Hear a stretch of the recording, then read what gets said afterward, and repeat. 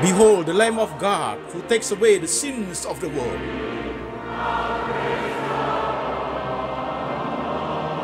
Jesus said, I am the way, the truth, and the life. No one comes to the Father but by me.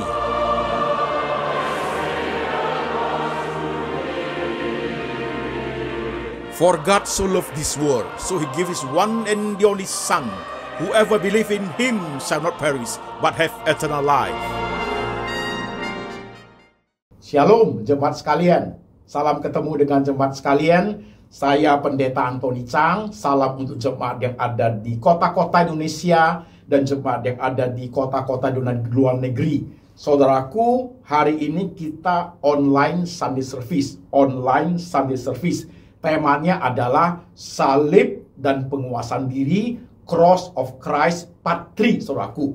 Jadi saudara-saudara sekalian, hari ini kita sudah memasuki seri ketiga daripada khotbah minggu-minggu menuju kepada kesengsaraan Tuhan Yesus. Nanti tanggal 15 April, saudaraku, kita akan merayakan Jumat Agung, saudaraku. Oke, saudaraku. Jadi hari ini temanya adalah salib dan penguasaan diri, Cross of Christ bagian ketiga.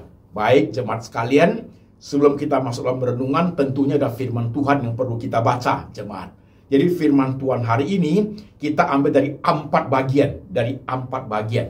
Firman Tuhan bagian pertama dari Injil Markus pasal 14 ayat 53 sampai 65. Demikian firman Tuhan.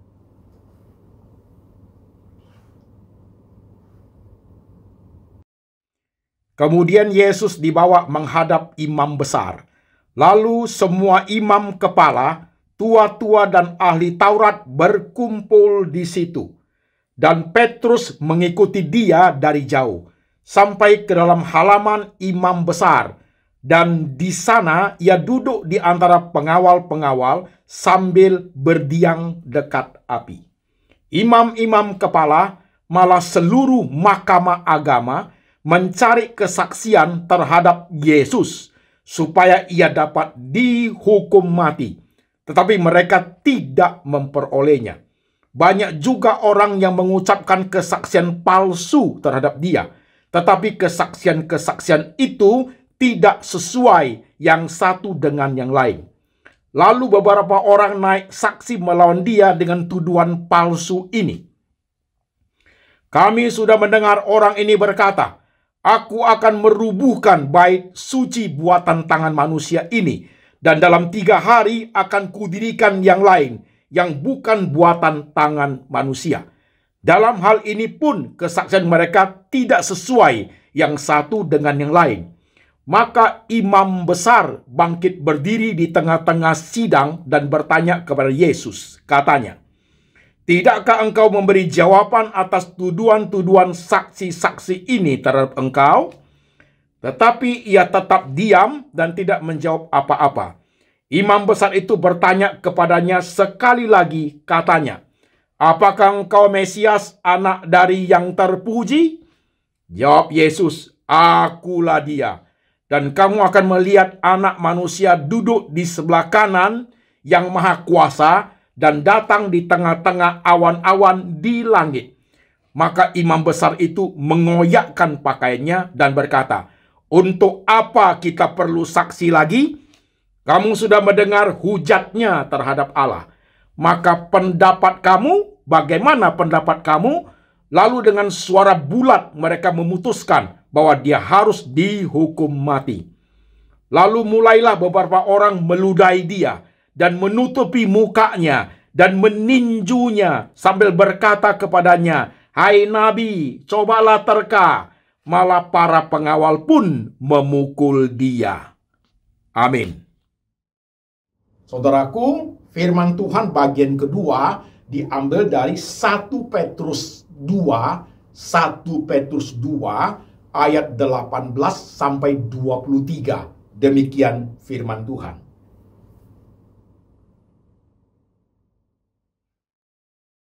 Hai kamu hamba-hamba, tunduklah dengan penuh ketakutan kepada Tuhanmu, bukan saja kepada yang baik dan peramah, tetapi juga kepada yang bengis.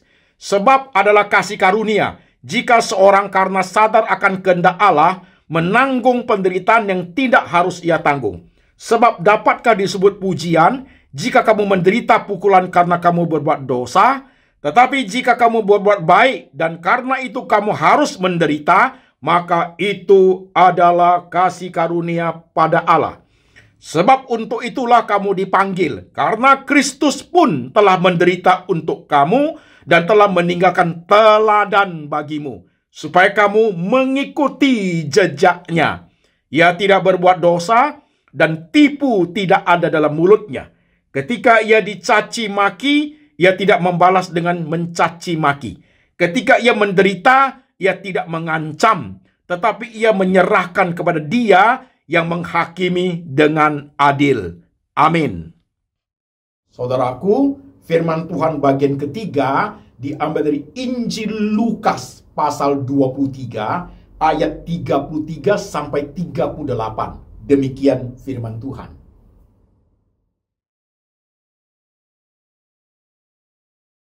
Ketika mereka sampai di tempat yang bernama Tengkorak, mereka menyelipkan Yesus di situ dan juga kedua orang penjahat itu, yang seorang di sebelah kanannya, yang lain di sebelah kirinya.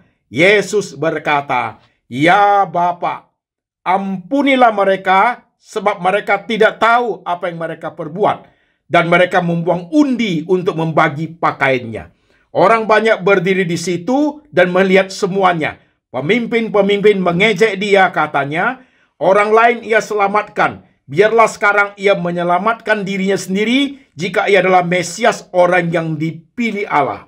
Juga prajurit-prajurit mengolok-olok dia. Mereka mengunjukkan anggur asam kepadanya dan berkata, "Jika engkau adalah orang Yahudi, selamatkanlah dirimu." Ada juga tulisan di atas kepalanya, "Inilah Raja orang Yahudi." Amin.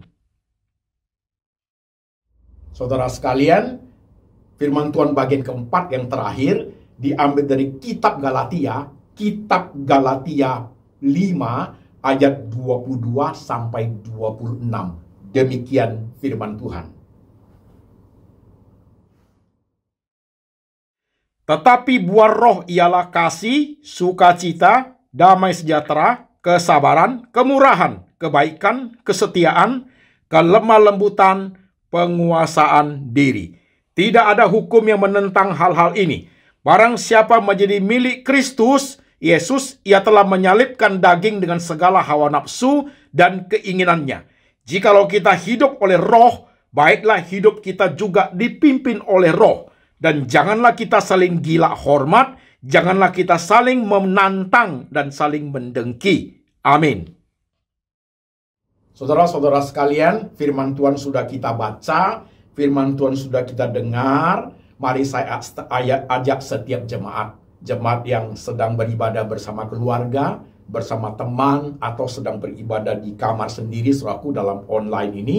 Saya mengajak jemaat, mari kita tunduk kepala yuk. Kita tunduk kepala, kita berdoa lebih dahulu, minta hikmat dari Tuhan. Mari kita tundukkan kepala kita, jemaat sekalian. Tuhan Yesus, kami sudah mendengar firman-Mu, kami sudah membaca firman-Mu. Sekarang roh Tuhan bekerja. Pakai hamba-Mu ini Tuhan, untuk menguraikan firman dengan bahasa yang paling sederhana, yang gampang dimengerti oleh semua lapisan jemaat.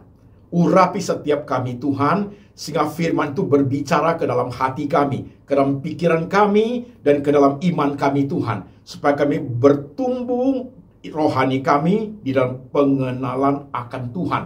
Kuasai segenap hati dan pikiran kami Tuhan. Kami rindu diperbaharui oleh firman Tuhan. Kami siap mendengar sabda Tuhan. Tuhan Yesus berbicara, kami mendengar. Dalam nama Tuhan Yesus kami berdoa. Amin. Saudara-saudara sekalian, temanya menarik, saudaraku. Salib dan penguasaan diri, saudaraku. Salib dan penguasaan diri. Tapi sebelum masuk, kalimat indikator dulu, saudaraku ya. Gimana kehidupan saudara sekalian? Peristiwa-peristiwa yang kamu alami 10 tahun yang lalu, 5 tahun yang lalu, 2 minggu yang lalu, atau baru kemarin, saudaraku, baik pengalaman positif, negatif, menyenangkan, mendukakan, membahagiakan, menyedihkan. Apakah semua pengalaman itu tetap menjadi suatu jembatan membawa saudara itu semakin dekat dengan Tuhan? Kalau seperti itu, rohani saudara bertumbuh dengan baik. Tetapi kalau hanya pengalaman yang menyenangkan aja membawa saudara dekat sama Tuhan, sementara pengalaman-pengalaman yang menyakitkan membuat kita jauh dan tanda tanya kepada Tuhan, saudaraku, itu artinya something wrong dengan pertumbuhan rohani kita. Oke? Pakai kalimat ini untuk mendeteksi pertumbuhan kerohanian saudara setiap hari. Oke, saudaraku? Nah, sekarang kita masuk. Saudara-saudara sekalian, kenapa harus ada tema salib dan penguasaan diri, saudara sekalian? Selama ini saya memantau perkembangan daripada kehidupan jemaat, saudara sekalian, dan pergolakan yang terjadi dalam dunia yang kita hidupi, saudaraku. Baik dalam dunia sekuler maupun dunia rohani, baik yang lewat WhatsApp yang kirim sharing kepada saya, maupun yang kita lihat di media sosial, saudaraku ya. Saudaraku, tema penguasaan diri ini menjadi penting, saudara sekalian. Karena kenapa? Ada jemaat yang merasa sangat sakit hati, saudaraku. Merasa difitnah, merasa dirugikan, merasa ditipu, saudaraku. Menimbulkan rasa dendam, sakit hati, sehingga ingin membalas dengan cara yang sama. Jadi bahasanya, gigi ganti gigi, mata ganti mata. You bisa buat, saya pun bisa, saudaraku. Jadi itu satu. Yang kedua, saudara-saudara sekalian, kalau kita perhatikan di medsos, saudaraku, sekarang lebih ramai, saudaraku, di medsos ini. Khususnya, saudaraku, panggung yang dimainkan oleh hamba-hamba Tuhan, saudaraku. Rohaniawan-rohaniawan, saudaraku. Nah, kelihatan sekali, saudaraku, baik dalam perdebatan, argumentasi, apologetika, saudaraku, mempertahankan siapa benar, siapa salah, saudaraku, pada mulanya masih oke. Tapi sekarang mulai meningkat, kecenderungannya adalah, saudaraku, memperlihatkan sifat aslinya, saudara sekalian. Jadi mulai saling menuduh, ya, saling mencaci maki, ya, saling balas membalas. Kelihatannya yang dibahas hal-hal rohani, tapi actionnya, tindakannya, saudaraku, sudah premanisme yang keluar, saudara sekalian. Jadi ada yang marah anjing, ada yang marah babi, ada yang marah monyet, saudaraku. Kalimat kamu goblok, kamu pintar, terlampau bodoh, itu keluar, saudara-saudaraku. Itu keluar semua, saudaraku. Jadi inilah dunia panggung sandiwara yang sedang dipermainkan, saudaraku. Jadi perlu satu tema ini, salib dan penguasaan diri. Oke, saudaraku? Pelan-pelan ya, step by step, saudaraku. Mengapa dalam dunia yang kita hidupi, saudaraku, ya, baik dunia sekuler maupun dunia rohani, baik kita sebagai jemaat maupun sebagai hamba-hamba Tuhan, saudaraku, sebagai pelayan-pelayan Tuhan, sering terjadi yang namanya gesekan, sering terjadi beda pendapat, sering terjadi saling fitnah, sering terjadi saling iri dengki, sering terjadi saling menjatuhkan. Kenapa, saudaraku? Kenapa itu terjadi? Faktornya pasti ada yang sengaja, ada yang tidak sengaja, saudaraku. Artinya, jemaat sekalian, ada orang-orang tertentu tanpa suatu kesengajaan melukai kita, saudaraku. Sehingga kita menjadi luka dan menjadi marah, menjadi emosi, menjadi dengki, menjadi dendam dan marah, saudaraku. Oke? Yang kedua, ada orang tertentu melakukan dengan kesengajaan. Do it on purpose, saudaraku. Jadi melakukan dengan kesengajaan, saudaraku, sehingga itu melukai orang, sehingga timbullah orang itu ingin membalas dengan cara yang sama. Kamu bisa, kenapa saya tidak? Kamu jual, saya beli. Itu bahasa kerennya, saudaraku. Kamu jual, saya beli, kan gitu, saudaraku. Nah, saudara sekalian, pergesekan itulah yang menyebabkan, saudaraku, saling dendam dengki, saling balas membalas, saudaraku. Gigi ganti gigi, mata ganti mata. Lihat di medsos, saudaraku, lagi ramai sekarang. Yang namanya PD itu, pendeta itu, saudaraku, lagi ramai sekarang. Muncul sifat aslinya, saudaraku. Seperti apa, dipancing sedikit keluar apa yang sudah menjadi ada dalam dirinya. Selama ini yang dibaca, yang diajarkan semua kebenaran, saudaraku, firman Tuhan. Tapi praktek diri waktu keluar, itu adalah suatu fakta hidup yang kita hadapi sekarang, saudaraku. Maka harus ada tema salib dan penguasaan diri. Oke, saudaraku. Jadi ingat ya, saudaraku ya. aku, saya, dan saudara-saudara sekalian, saudaraku, kita masuk dalam dunia yang sama. Saya bukan malaikat. Nobody is perfect. Saya pun manusia biasa. Bisa masuk dan juga ada dalam arena seperti ini yang kita jalani ini, saudaraku. Jadi sekalian, saudaraku, waktu saya berkhotbah seperti ini, jemaat yang sedang mendengarkan itu pasti sangat rasa. Ya lupa, saya benci ini orang. Tunggu aja ya. Saudara, mungkin ada juga yang merasa, saya sudah tunggu kapan saya akan membalas supaya dia merasakan apa yang saya rasa, Pak. Itu saudaraku. Oke? Atau juga mungkin jemaat merasakan luar biasa sakitnya nih Pak, diperlakukan oleh suami. Luar biasa sakitnya nih Pak, diperlakukan oleh istri. Anak saya memperlakukan saya seperti ini Pak. Saya ingin balas sekalipun untuk anak. Oke, saudaraku. Jadi konteksnya, saudaraku, bisa pendeta dengan pendeta, rohaniawan dengan rohaniawan, sesama pelayan Tuhan, saudaraku, atau kalangan suami istri, atau kalangan pasangan yang sedang pacaran, atau juga dalam family, papa, anak, menantu, mertua, cucu, saudaraku, itu terjadi lingkaran seperti itu, saudaraku. Atau dunia politik, sosial budaya, ini menjadi membesar, saudaraku. Dunia politik sudah nggak usah ngomong, saudaraku, itu sudah menjadi makanan sehari-hari di kalangan dunia politik, kan seperti itu, saudaraku ya. Nah, sekarang saudara perhatikan, bagaimana menghadapi seperti itu? Karena saudara dan saya ada di dalamnya, saudaraku. How? Nah, oleh sebab itu, salib dan penguasaan diri harus muncul tema ini, saudaraku. Nah, sekarang kita kembali melihat Yesus sebagai patron, Yesus sebagai contoh, Yesus sebagai teladan, saudaraku. Menariknya, perikop yang kita baca itu, saudaraku, ayat yang kita baca itu menceritakan bagaimana dengan situasi kondisi yang Yesus hadapi itu, Yesus mendemonstrasikan, memberikan teladan ke kita bagaimana penguasaan dirinya. Ini menjadi penting, saudaraku. Oke? Pelan-pelan, step by step, saudaraku. Nah, Injil yang kita baca di Markus 14, saudaraku, itu berbicara mengenai Yesus itu setelah ditangkap, dibawa oleh imam-imam besar, saudaraku, di mahkamah itu, mereka Yesus itu dicaci maki, saudaraku. Dicaci maki, diludahi, ditinju, ditutup kepalanya, itu tentara pun ikut memukul dia, saudaraku. Itu yang ada di Markus yang kita baca, saudaraku, pasal 14 ya. Yesus diperlakukan, diludahi, saudaraku, diejek, dipukul kepalanya, ditutup mukanya. Itu setelah dipukul, ayo tebak siapa yang pukul, demikian, saudaraku. Oke. Kemudian bagian kedua di 1 Petrus 2, saudaraku ya, yang kita baca tadi itu berbicara mengenai ketika ia dicaci, ia tidak balas mencaci. Ketika ia dimaki, dia tidak balas memaki. Ketika ia diludahi, ia tidak membalas meludahi, saudaraku.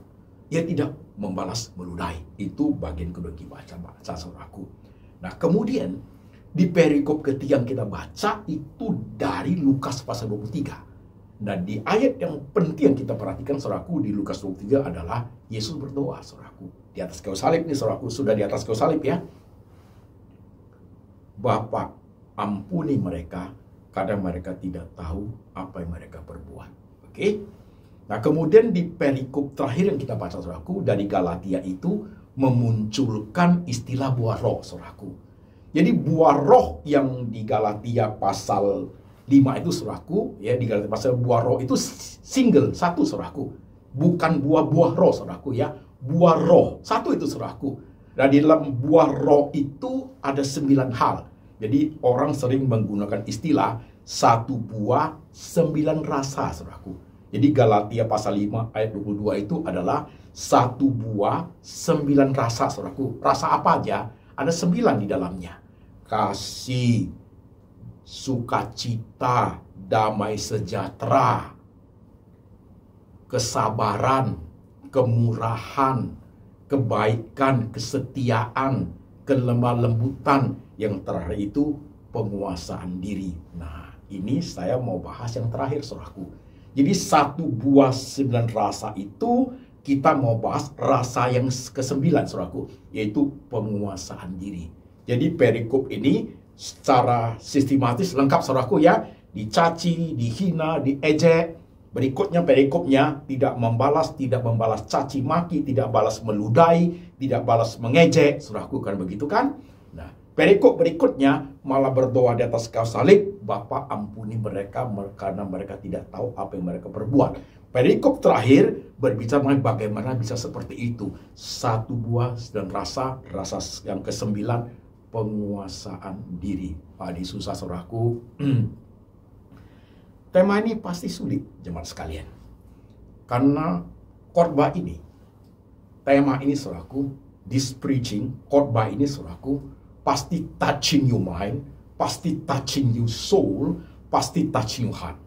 Tema ini akan menyentuh pikiranmu, tema ini akan menyentuh hatimu, tema ini akan menyentuh saudaraku, jiwamu saudaraku.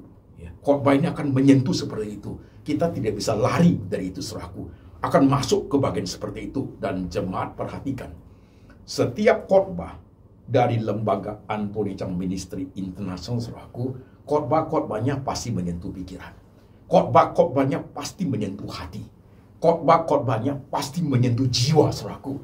Itu yang kita perlukan sebenarnya dalam kehidupan rohani. Oke saudaraku. Nah, Yesus mempraktekkan hal demikian saudaraku.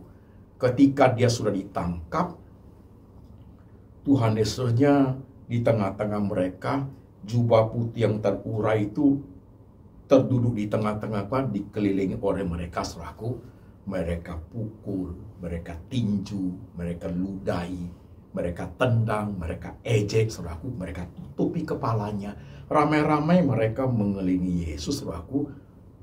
Mereka itu mencederai saudaraku. Mereka itu melukai saudaraku. Mereka itu melakukan tindakan kriminal, saudaraku. Mereka pukul, saudara sekalian. Mereka ludahi. Nah, jubah putih itu, Yesus dengan jubah putih itu, saudaraku, tidak balas, saudara sekalian. Pribadi Tuhan itu duduk dengan tenang di tengah-tengah mereka. Suara teriak-teriakan kan sudah pasti, saudaraku. Kalimat-kalimat kasar sudah pasti keluar, saudaraku. Iya kan? Kalimat-kalimat kasar. Kalimat-kalimat mengejek, saudaraku. Tentara juga melakukan hal yang sama. Itu pasti keluar sekeliling Tuhan Yesus. Pasti Tuhan dengar itu. Tapi ketenangan penguasaan diri Tuhan itu tidak terganggu oleh fenomena yang dari luar, saudaraku. Ketenangan dari dalam itu, penguasaan diri dari dalam itu sama sekali tidak terpengaruh oleh reaksi dari luar, saudaraku. Ketenangan itu duduk tenang, saudara sekalian. Nah, saudaraku, setelah Tuhan Yesus di atas kayu salib, saudaraku, dia bisa berdoa, Bapa ampuni mereka karena mereka tidak tahu apa yang mereka berbuat. Nah, ini sangat berkaitan penguasaan diri tadi, saudaraku.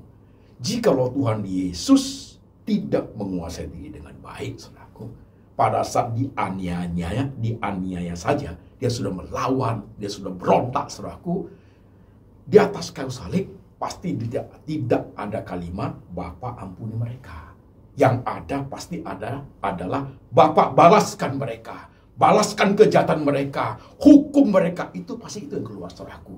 Tapi ternyata yang keluar adalah ampuni mereka, karena adalah Yesus menguasai diri dengan baik. Dari satu buah semen rasa itu keluar kasih, sukacita, damai sejahtera, kesabaran, kemurahan, kesetiaan, kelemah lembutan, dan yang keluar itu penguasaan diri itu, maka muncul Bapa ampuni mereka. Ini pelajaran mahal, saudaraku. Ini pelajaran mahal, saudaraku. Dan tidak bisa didapat sesaat, gak bisa, jemaat sekalian. Gak mungkin. Ini perlu suatu perenungan akan firman. Maka saya sering berkata kepada jemaat, kalau engkau ikuti apa yang dikhotbahkan oleh lembaga Anthony Chang Ministry International, engkau harus mendengarnya beberapa kali, saudaraku. Dan bukan sekedar mendengar aja, menyimak, menekuni, saudaraku, dan praktekkan dalam hidup, saudaraku. Jadi tidak hanya satu kali ngerti, saudaraku. Praktekkan apa yang kita dengarkan, saudaraku. Ya, istilah saya ingat, saudaraku, duduk di bawah salib Tuhan, memahami Tuhan, memahami diri, saudara sekalian. Begitu. Membawa kita itu makin dekat kepada Tuhan. Terjadi perubahan totalitas dalam hidup kita. Jadi sekalipun sampai saat ini, saudaraku, saudara saya kita masih dalam tahap proses, saudaraku. Ya, saya dan saudara sama, saudaraku. Saya bukan malaikat, saudaraku. Oke? Nah, saudaraku, penguasaan diri itu menjadi suatu pelajaran yang amat mahal dan amat sulit. Karena kita masih terbuat dari darah daging, saudaraku. Dari darah daging, saudaraku. Maka saya mengatakan, lihat di medsos itu, saudaraku. Pendeta lu, saudaraku. Saling sikut menyikut, saudaraku. Kalimat-kalimat kotor itu keluar, saudaraku. Ini menjadi panggung dilihat oleh seluruh dunia. Karena itu medsos, saudaraku. Orang akan melihat, oh begini modelnya hamba Tuhan.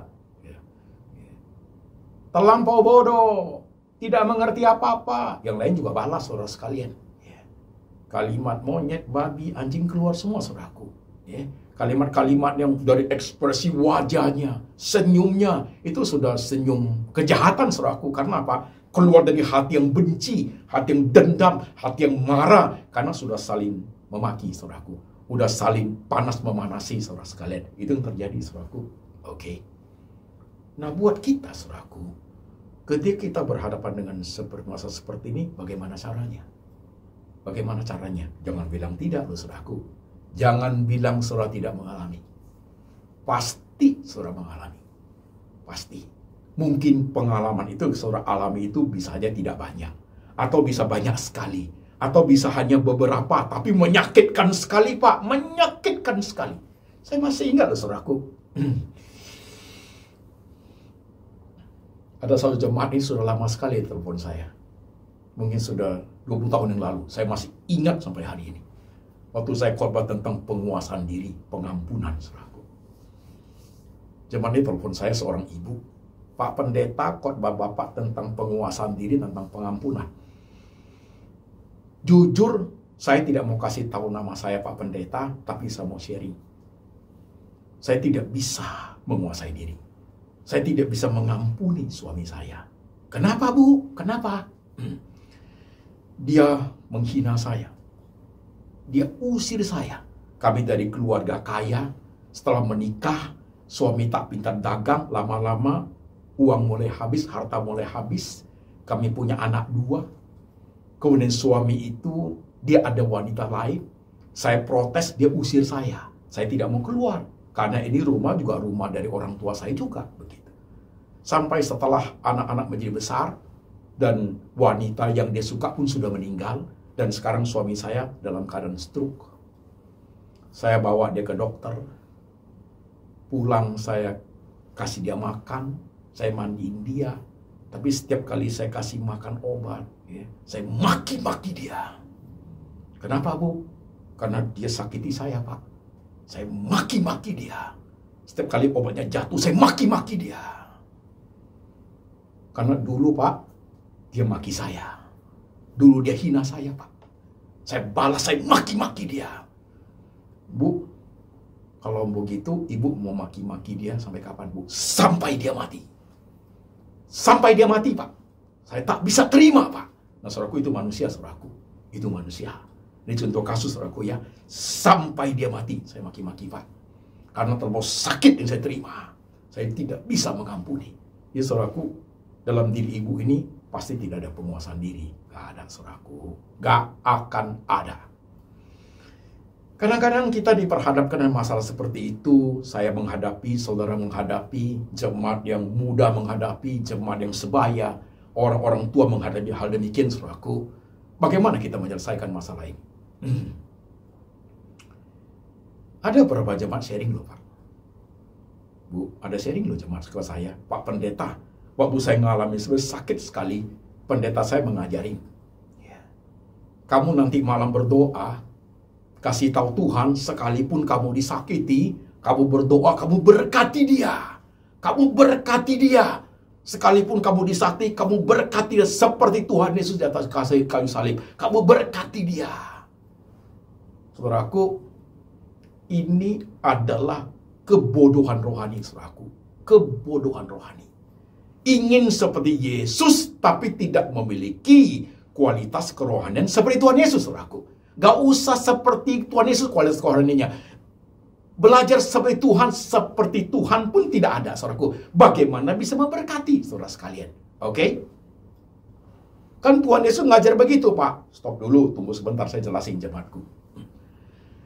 Tuhan Yesus waktu penguasaan dirinya berjalan dengan baik, ketika dia bisa berdoa, Bapa ampuni mereka, dalam diri Tuhan itu pure, murni, tidak ada kebencian, tidak ada kemarahan, tidak caci maki membalas caci maki, ludah membalas beludai, hina membalas menghina, fitnah membalas menfitnah. Tidak ada, saudaraku. Tidak ada seperti itu. Maka waktu gak ada pure murni seperti itu, maka yang keluar itu berkat, saudaraku. Itu benar, saudaraku.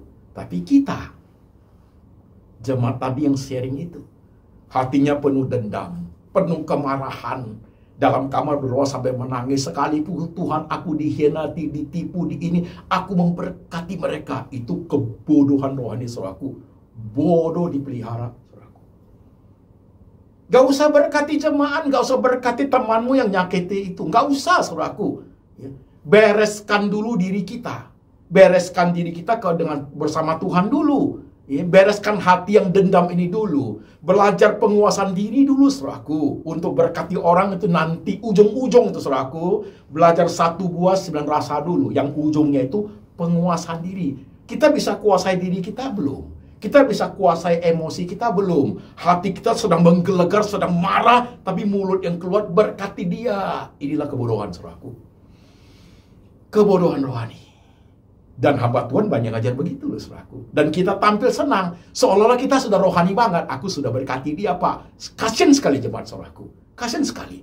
Gak usah seperti itu. Beresin diri kita dulu dengan Tuhan. Beresin hati kita dengan Tuhan dulu. Penguasaan diri itu kuasai dulu. Kuasai dulu, saudaraku. Jangan ganti mata dulu. Jangan sampai gigi ganti gigi. Jangan sampai ada keinginan membalas, saudaraku. Lihat di medsos itu kan begitu modelnya, saudaraku kan. Orang bicara kebenaran, tapi sudah kehilangan esensi kebenaran, saudaraku. Udah lupa diri, saudaraku. Lupa diri, saudara sekalian. Lupa diri. Lihat tuh pendeta-pendeta. Panggung sandiwara benar-benar di medsos itu. Udah lupa diri, saudaraku. Udah lupa diri. Nah, saudara sekalian, pada saat kita sampai di poin ini, saudaraku ya. Saya dan saudara sekalian ketika di malam itu, saudaraku, coba pahami penguasaan diri. Mampu nggak kita belajar seperti itu? 1 buah 9 rasa, rasa ke-9. Jadi saudara akan lebih baik. Waktu saudara berdoa itu, kita akui dengan jujur. Tuhan Yesus masih sakit. Tuhan Yesus masih tidak bisa terima. Tuhan Yesus sulit sekali rasanya menerima fakta hidup seperti ini. Tuhan Yesus rasanya hati ini ingin balas. Rasanya tangan ini ingin meninju. Rasanya ingin dia merasakan apa yang saya rasa. Lebih baik dalam doa kita itu transparansi itu muncul, saudaraku. Memberitahukan situasi, kondisi hati dan pikiran kita kepada Tuhan. Untuk kita akui seperti ini itu adalah teknik untuk belajar penguasaan diri, saudaraku. Itu penting, saudaraku. Dan itu tidak tiba-tiba, saudaraku. Tiba-tiba langsung jadi. Tidak ada, saudaraku. Tidak ada. Itu perlu proses waktu untuk menerima kenyataan hidup. Itu, saudaraku. Jadi saudara sekalian, ketika belajar seperti ini, saudaraku, ini pasti touching your soul. Menyentuh jiwa kita pasti, saudaraku. Semua kalangan, saudaraku. Bahkan di dunia seminari, dunia pendeta, dunia sekolah, calon pendeta pun sama. Mahasiswa, mahasiswi, calon pendeta, saudaraku, yang sekolah di sekolah pendeta, saudaraku, gesekkan dengan dosen, gesekkan dengan sama-sama belajar, saudaraku, itu bisa timbul kebencian luar biasa, saudaraku. Oh iya. Justru disitulah di sekolah seperti itu belajar untuk tahu diri, saudaraku. Mengerti akan hidup kita. Kalau tidak keluar selesai akan tetap main panggung sandiwara jadinya, saudaraku. Tidak ada sesuatu yang kita pelajari, hanya kulit luarnya kelihatan kita rohani. Depannya tambah satu gelar PDT, saudaraku, seperti itu. Tapi dalamnya sama sekali tidak berbeda dengan orang-orang dunia, saudaraku. Sama sekali tidak berbeda. Kadang-kadang jauh lebih jahat. Bisa ditutup-tutup dengan kata-kata rohani. So, kejahatannya luar biasa. Kejahatan paling jahat sebenarnya adalah di dunia kerohanian, saudaraku. Karena bisa ditutupi dengan ayat, saudaraku. Belakangnya jahat sekali. Saudara sekalian, penguasaan diri menjadi penting. Tema ini gak akan selesai loh sebenarnya. Untuk penguasaan diri aja perlu ada 3 bagian, saudaraku. Karena ini kan besar pembahasannya. Tapi paling tidak ini bisa memberikan suatu insight kepada jemaat untuk iya loh Pak Pendeta, saya seperti itu loh Pak. Sampai hari ini loh Pak. Ingat seseorang aja hatiku masih menggelegar loh Pak. Begitu. Oh iya. Iya saudaraku. Gak tumbuh-tumbuh rohaninya, saudaraku. Ada orang yang punya sifat pendendam lebih bahaya, lebih sulit ya saudaraku. Disentil sedikit keluar langsung emosinya saudaraku. Kelihatan sekali. Kelihatan sekali. Mau pendeta sehebat apa, sesenior apa, mau baru mahasiswa yang baru sekolah pendeta, mau jemaat yang baru bertobat, mau majelis diaken yang sudah 25 tahun melayani gereja, saudaraku, kalau penguasaan diri itu tidak muncul, saudaraku, sama saja jemaat sekalian. Coba jangan perhatikan khotbah ini. Yesus memberikan teladan, saudaraku. Ya, maka waktu kalimat keluarlah kalimat pengampunan, saudaraku. Karena Yesus mengajar kita bagaimana menguasai dirinya. Itu luka, saudaraku, tidak dibalas. Caci itu tidak dibalas, saudaraku, tidak dibalas. Pak Pendeta, kan Alkitab Perjanjian Lama mengajarkan gig ganti gig dan mata ganti mata. Sementara Tuhan Yesus di Perjanjian Baru mengajarkan, ya, kasihilah musuhmu, ditampar pipi kanan, kasih pipi kiri. Bertentangan tuh Pak Pendeta. Perhatikan dengan baik. Setiap kali engkau melihat Alkitab, baik di Perjanjian Baru maupun Perjanjian Lama, kelihatannya bertentangan, center point-nya ada di Tuhan Yesus. Jangan langsung, wah ini nggak benar nih. Jangan, saudaraku. Kalau kita belum mampu mengerti, kita yang belum mampu mengerti. Bukan kebenaran itu yang salah. Pasti kebenaran itu benar. Hanya aku belum mampu melihat garis merahnya. Ketika kelihatannya seperti contradiction. Tapi bagaimana aku melihat bertentangan ternyata harmoni. Itu loh, saudaraku. Jadi gigi ganti mata Perjanjian Lama. Perjanjian Baru, kasihlah musuhmu, saudaraku. Kebenaran itu yang diwahyukan bersifat progresif, saudaraku. Makin lama kita makin mengerti akan kebenaran, saudara sekalian. Oke? Nah jemaat sekalian, coba perhatikan hidupmu. Sorry ya, hari ini saya korek-korek borokmu dan borokku, saudaraku. Ya, hari ini saya korek-korek yang kamu simpan selama ini sebenarnya itu nana, saudaraku. Itu nana. Kalau tidak dibereskan, saudaraku, nanti dia berdarah lagi, bertanah lagi, akan menjadi penyakit yang sangat kompleks, saudaraku. Akan menjadi tumor, habis tumor ganas, saudaraku. Udah tumor ganas, kanker. Habis itu mati, saudaraku. Mati rohani, saudaraku. Dendam kok dipelihara. Kebodohan kok dipelihara. Tak usah, saudara sekalian. Sepertinya Tuhan itu gak punya mata. Tuhan itu hakim, saudaraku. Tuhan itu hakim, saudara sekalian.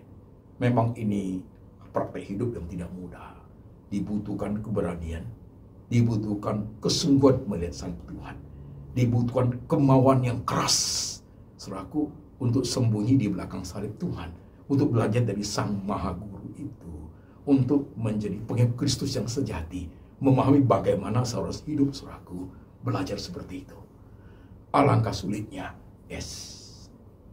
Gak mau? Gak usah jadi orang Kristen. Mau tumbuh? Jangan ngomong. Pak Pendeta, itu pilihan bukan. Itu bukan pilihan. Itu suatu keharusan dan kewajiban sebagai orang Kristen. Untuk belajar makin bertumbuh ke sana, saudaraku. Ini bukan pilihan. Ini suatu keharusan untuk setiap anak-anak Tuhan berlomba-lomba untuk masuk ke dimensi pertumbuhan rohani yang seperti itu, saudaraku. Ini bukan pilihan. Ada suatu keharusan, ada suatu tuntutan daripada Tuhan, saudara sekalian. Ya, makin rohani, makin baik, makin berkenan kepada Tuhan, saudara sekalian. Coba saudara simak khotbah hari ini. Khotbah ini pasti membangkitkan nuansa rohanimu, membangkitkan masa lalumu, menghidupkan kembali masa-masa yang pahit, mungkin dengan 1, 2, 3 orang, atau mungkin dengan sekelompok orang, saudaraku, atau dengan orang-orang yang paling dekat yang dirasa selama ini sudah membuat kamu hatimu terluka, saudara sekalian. Hatimu terluka. Ya.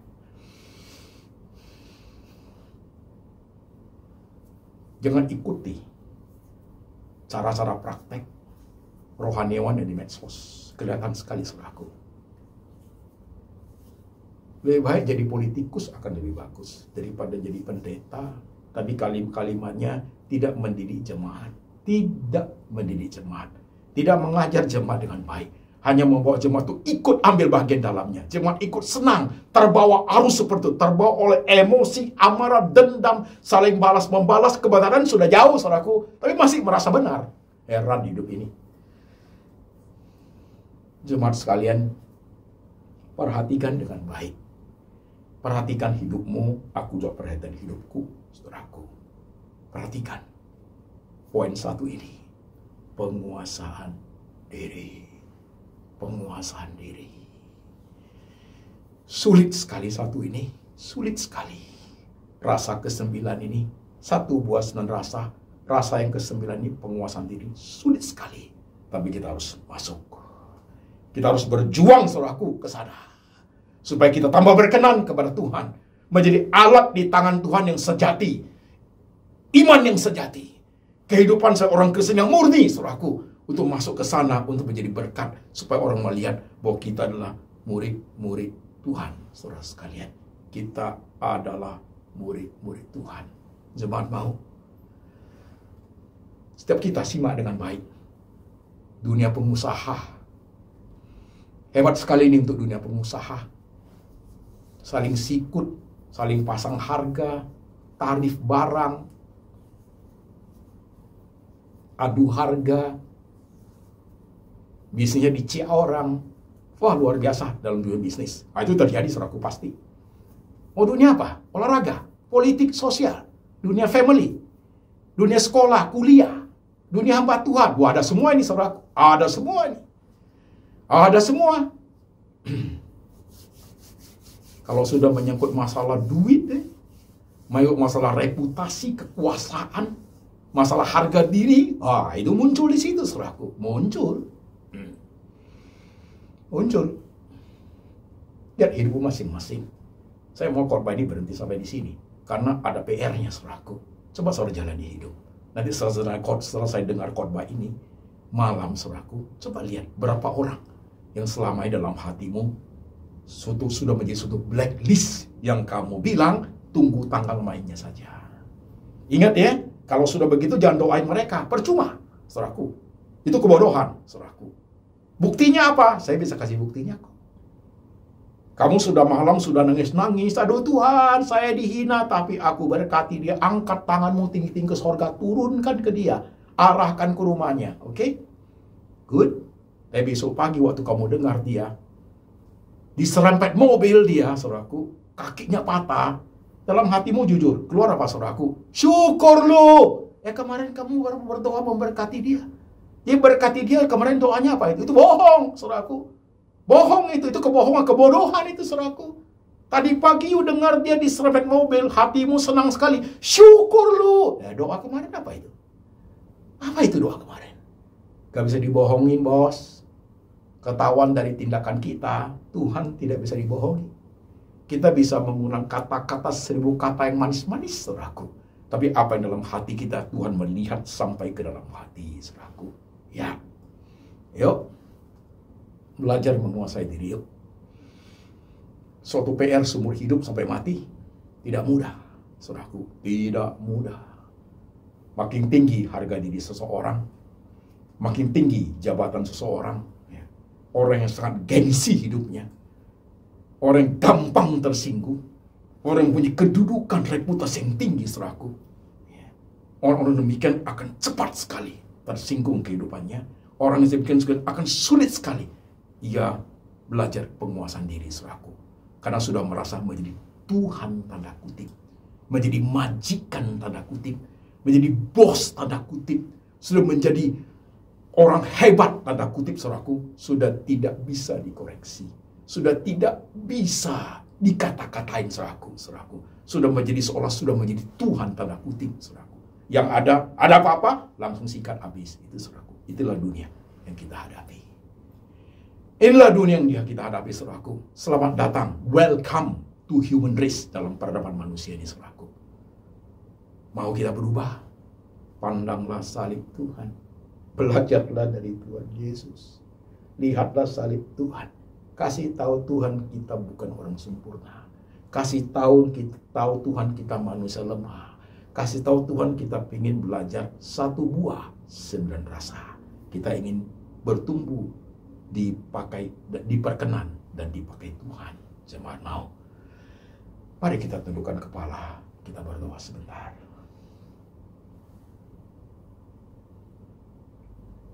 Jemaat sekalian, firman Tuhan berhenti sampai di sini. Kau lihat dirimu masing-masing. Gak usah perhatikan orang lain. Telusuri hatimu, pikiranmu. Telusuri masa lalumu. Hitung-hitung dalam hatimu.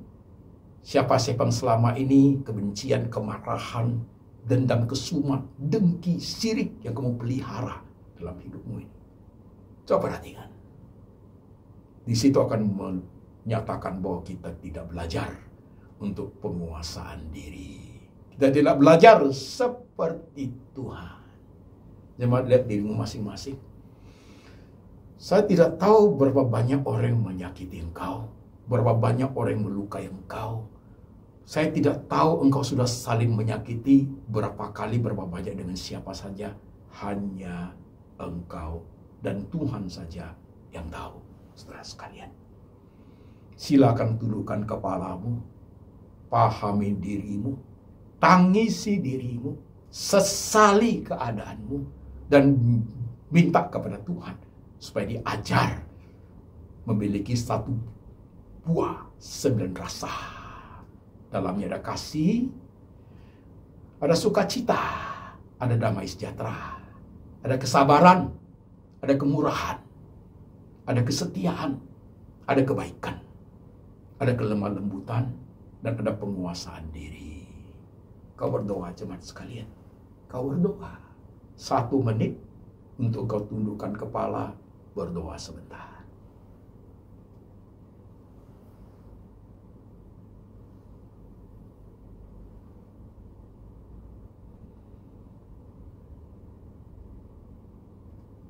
Kita tidak bisa akan lari dari Tuhan.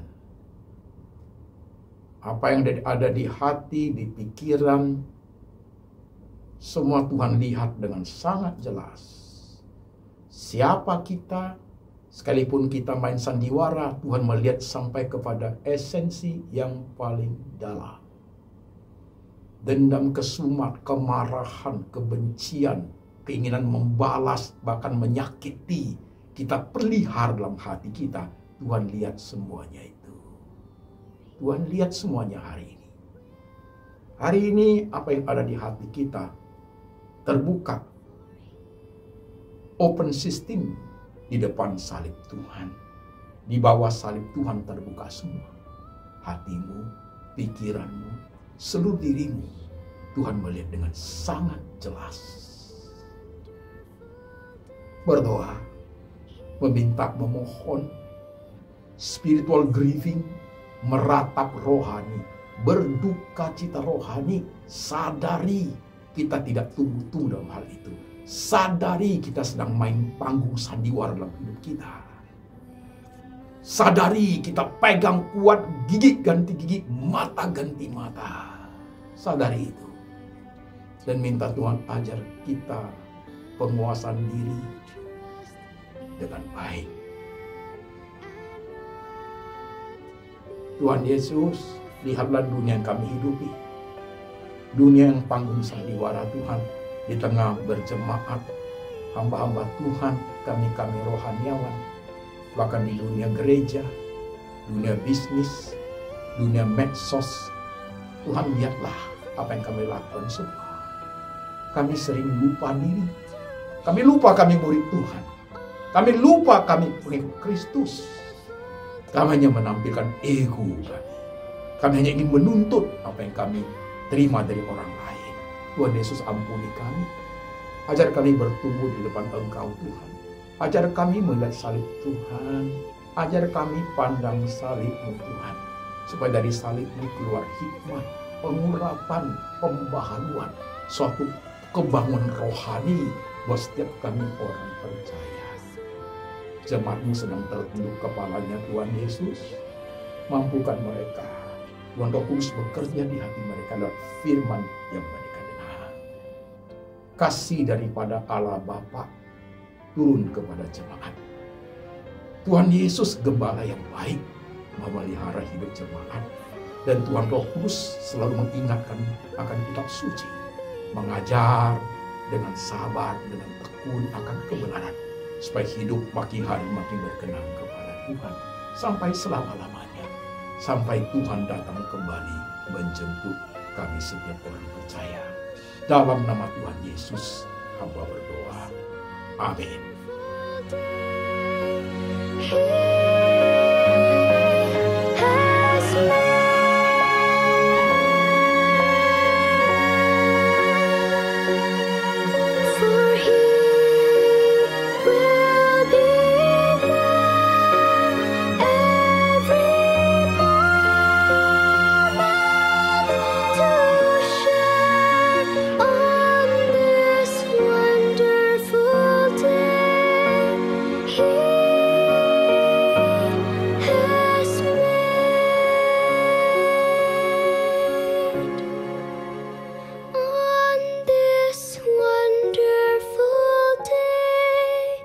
He